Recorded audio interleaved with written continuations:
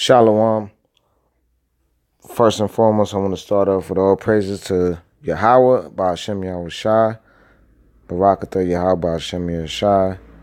I also want to give reverence to all the Akim out there and the apostles and elders, mainly of Great Millstone, that are pushing this truth and sincerity.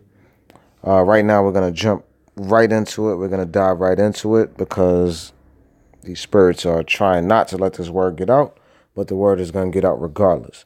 So I'm going to start with a quick scripture, and we're going to get to this video because the times that we're living in are signs of the prophecies, and I have to start it off as well, just for the unlearned or the ones that's just coming into this, that the true people and the true nationality of the Israelites, the real Israelites, not black Israelites or black Hebrew Israelites. We are Hebrew Israelites going from the tribe of Judah all the way down to Issachar. The true nation of us, we are the so-called African Americans, the so-called Hispanics, and the so-called Native Americans. You can start that from Deuteronomy, the 28th chapter, from the 15th verse on down.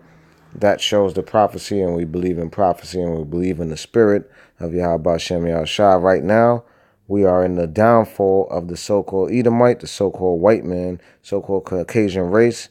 They are at the end of their race or run that they're doing, and they had a great run. And we're at the end of it, as you can see. President Trump, or this idiot who's in office, but he's there, placed in there the same way that Yahweh put the spirit on Pharaoh to harden his heart. He's doing the same thing with Trump. So it's all prophecy. I'm going to jump into a scripture real quick, and I'm going to play a quick video because Trump went to the United Nations, talked to the entire world, so-called world, and made a statement that he would declare war on, actually obliterate the entire North Korea. So not only is he saying that he's going to take down Kim Jong-un, that Gook's regime, but he's saying he's going to kill innocent people. But that's the way of Esau, the way of the so-called white man. So he's going to kill even the innocent people. That's the way he wins wars. But they had something to say back to that. But that also goes back to the scriptures. Now, what's going to happen, that's going to trigger what's called the third woe, or the World War III, which is found in Revelations, the third woe. Because there's only going to be 3 world wars. Now we're at the third. And that's when it's over. Then Russia's going to jump in, the big bear, which is seen in the scriptures. And then also China's going to jump in. And then the missiles are going to be flying all over. Now, Esau's allies that he thinks he has with the NATO, they're also going to fly missiles on them because right now they don't like him as well. But let's filter everything through the scriptures. I'm going to start at 2nd Ezra, the 12th chapter, 15th chapter, Salakia, and I'll start at the first verse. Behold, speak thou in the ears of my people. Who's his people? The Israelites. The words of prophecy, which I will put in thy mouth, saith the Lord, and cause them to be written in paper, for they are faithful and true. So with the white man, so-called white man, doesn't understand that these prophecies will take place. These prophecies are true, and everything will take place. And now he's seeing it in front of his eyes, and he's trying to tap dance around them, but he keeps causing himself to fall into them.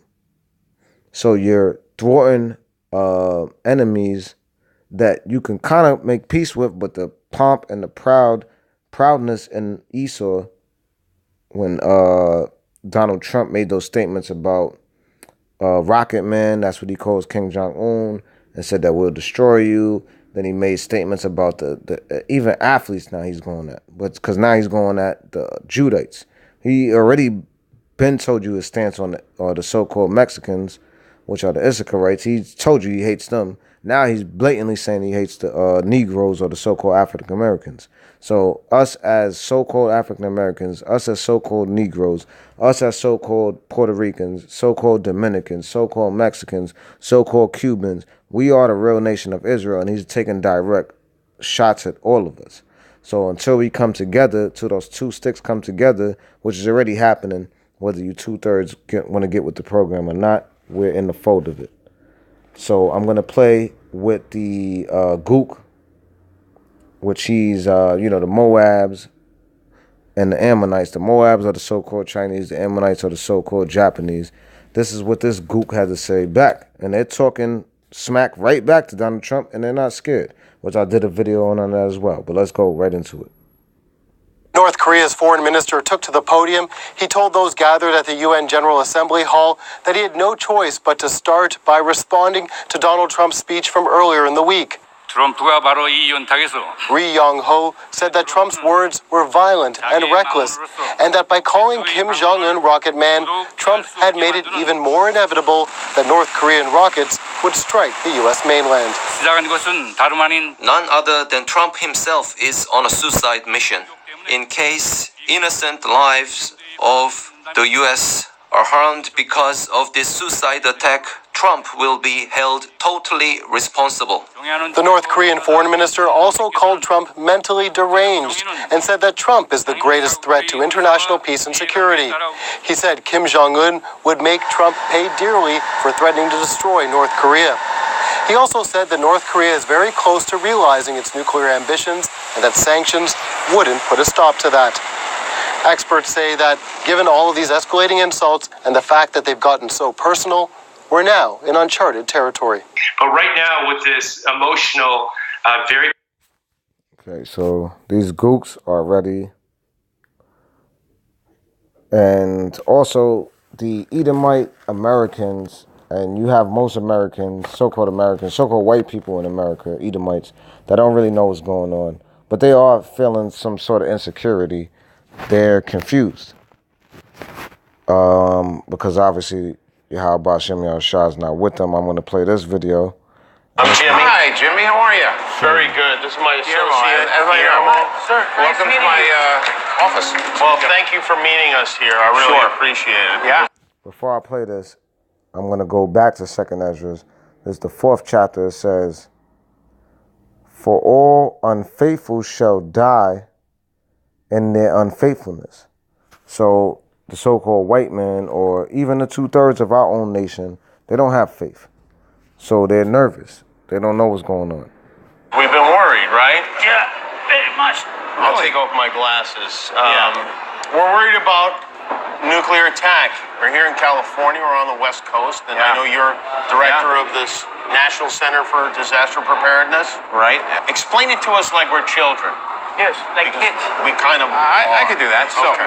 first of all, background is that, and why people are so worried about this, during the Cold War, Only you say white people? I didn't, but you can. He said white people. Why? I thought you said white people also. You did? But white people are worried about that. I mean, all people I think are all worried people about are worried about it. Yeah, it used to be that people were worried during those years that the United States and the Soviet Union, both having tens of thousands of nuclear weapons, would start a war in minutes that could basically wipe out, everybody on the planet. So We don't want that. No, no one wants that. We don't want that. If North Korea, for instance, were to launch nuclear missiles, like, how soon would they get there? Like, if we ordered chicken wings right now, would the chicken wings get here first, or would the missiles get here first? I don't know how's the service here. I don't know, but yeah. I think it's easy to order a shot of tequila because it doesn't take too long. You're right. But that's not. You're missing the point, Guillermo. So let's say North Korea launches missiles. Is it possible that we wouldn't know it was coming? Well, now we're on high alert, and we would know it's coming. The question is, would we be able to stop it from actually hitting us? Presumably, we have the technology that might make that possible. Hopefully, that would be the case. But nothing ever works. I try to order pay-per-view, and I can't What do happened? it. I fail. And so Yeah. I'm worried that we have the same deal going with our technology. And how do we know that we've been attacked? Are we going to see smoke or something? So if you become aware of the fact that there's been a nuclear detonation, how would you know that? A gigantic flash of light, like 1,000 times more powerful than the sun. You have about a few seconds, then you hear this tremendous explosion and a force of wind that would be like, 1,000, Hurricane Harveys. It would just be enormous. But the farther you are away from the detonation, the more chance you have of actually surviving if you know a few simple rules about it. I'm going to write these down. Write them down. Here's the big rule.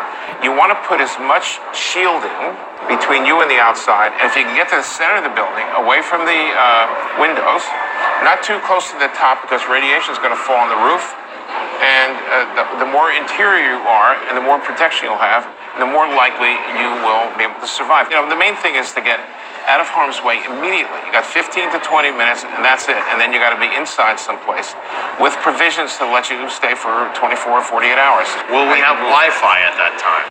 Okay, so Esau right now, he knows the destruction is coming. So now he's stating that this Edomite is clearly lying to them. And he's saying that you can, I guess, get away from the destroying wind, which is going to be the nuclear strike. But let's get that in the scriptures, because that goes exactly into the scriptures. And we'll approach exactly what he just stated. So this is the book of Jeremiah, the 51st chapter, verse 1.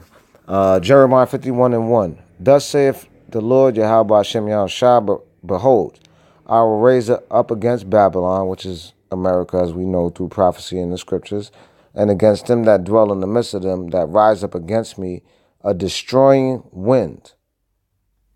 That's just what the Edomite just mentioned in that verse. Verse 2. And will send unto Babylon fanners that shall fan her. So when you fan, if you ever been in a fire, or you ever seen a fire kindle, to make the fire get bigger, you fan it. So that's what the angels are going to do. So these devils, or that particular devil in that video you just seen, is trying to say that we can fan it out. Now I'm going to go back to 2nd Ezra, which you won't see on the screen, but you can look it up. It's in the Apocrypha. You can get a King James 1611 version. I'm going to once again start it from 15:1. 2nd Ezra 15:1. Behold, speak thou in the ears of my people the words of prophecy, which I will put in thy mouth, saith the Lord. Verse 2. And cause them to be written in paper, for they are faithful and true. And now you see it's true, because now these Edomites are asking people, and they're scared. They're nervous. They now, before it was a scoff, it was a joke. All right, nobody's going to destroy the world, and nobody is nuclear. Now, this very imminent. It could happen any day. Any day now. Any second you wake up. You can go on your social media, and you might, breaking news. You know, North Korea did this. Japan launched this missile. It's going to happen. It's here. Verse 3. Fear not, this is for the elect, fear not the imaginations against thee, let not the incredulity of them trouble thee, that they speak against thee. Verse 4, for all the unfaithful shall die in their unfaithfulness. So the people that don't believe, people that wasn't believing back then, hey, that's the 2/3, they're not of the elect. The elect, we believed, and we seemed like foolish according to the world.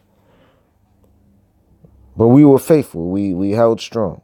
Verse 5. Behold, saith the Lord, I will bring plagues upon the world. Earthquakes every day.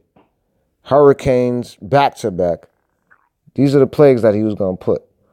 The sword, famine, death, and destruction. Verse 6. For wickedness have exceedingly polluted the whole earth, and their hurtful works are fulfilled. Verse 7, therefore saith the Lord. And that's the time we in. And with that, I bid y'all shalom. Y'all better be on y'all P's and Q's and be out there pushing this thing in truth and sincerity. And once again, all honors to the apostles, the elders, and all the Akim out there pushing this truth and sincerity, pushing the name of YAHAWASHI. Esau is done. He's over. This is his last step. And there's more to come. And I'll get back at you, but Esau's finished, and YAHAWASHI will reign very soon. And YAHAWASHI is coming. Get ready. Shalom.